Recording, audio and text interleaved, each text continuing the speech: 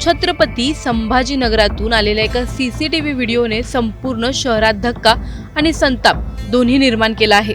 मध्यरात्रीचा सन्नाटा, सुनसान रस्ता आणि त्यावरून जाणारी एकटी युवती। अचानक एक युवक तिच्या मागे धावू लागतो। तब्बल 15 मिनिटं रस्त्यावर जे घडलं त्याने शहरातील महिलांच्या सुरक्षेवर मोठे प्रश्नचिन्ह निर्माण केले आहेत। नक्की त्या काळोखात काय घडलं? हा प्रकार इतका गंभीर का मानला जातोय? या बातमीत आपण पाहणार आहोत संपूर्ण घटनाक्रम, सीसीटीव्ही नेमकं काय दाखवतो आणि पोलीस आता कोणती पावलं उचलत आहेत।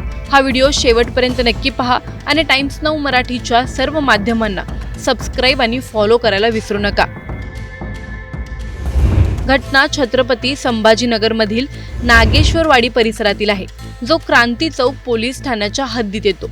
31 जानेवारीच्या रात्री 3:27 हा परिसर पूर्णपणे शांत आणि रिकामा दिसतोय। याच वेळी सीसीटीव्ही मध्ये एक युवती रस्ता ओलांडताना दिसते। काही सेकंदांनी एक युवक त्याच दिशेने येताना दिसतो आणि तिच्या मागोमाग जाऊ लागतो। सीसीटीव्ही फुटेजमध्ये दिसतं की त्या युवकाने युवतीचा पाठलाग करून तिला त्रासदायक वागणूक दिली। सुमारे 15 मिनिटं हा प्रकार रस्त्यावर तसाच सुरू होता।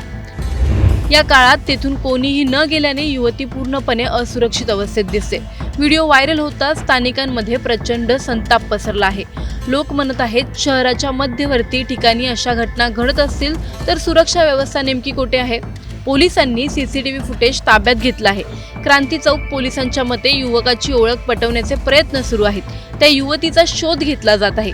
तिची अधिकृत तक्रार घेण्यासाठी फुटेजमधील प्रत्येक कोना तपासला जात आहे। पोलिसांनी स्पष्ट केलं आहे की तक्रार प्राप्त होताच पुढील कारवाई अत्यंत कडक केली जाईल। शहराच्या मध्यभागी अशा घटना घडतात। महिला सुरक्षेची व्यवस्था किती सक्षम आहे? रात्री बाहेर जाणाऱ्या महिलांच्या सुरक्षेसाठी प्रशासन कोणती पावलं उचलत आहे? सीसीटीव्ही सर्व काही दाखवतोय, पण असे प्रकार रोखण्याची जबाबदारी नेमकी कोणाची? नागरिक म्हणून आपण अशा प्रसंगांना कसे हाताळू शकतो? आणि सर्वात महत्त्वाचा प्रश्न, आपली शहरे महिलांसाठी खरंच सुरक्षित आहेत का? तुम्हाला या प्रकरणी काय वाटतं?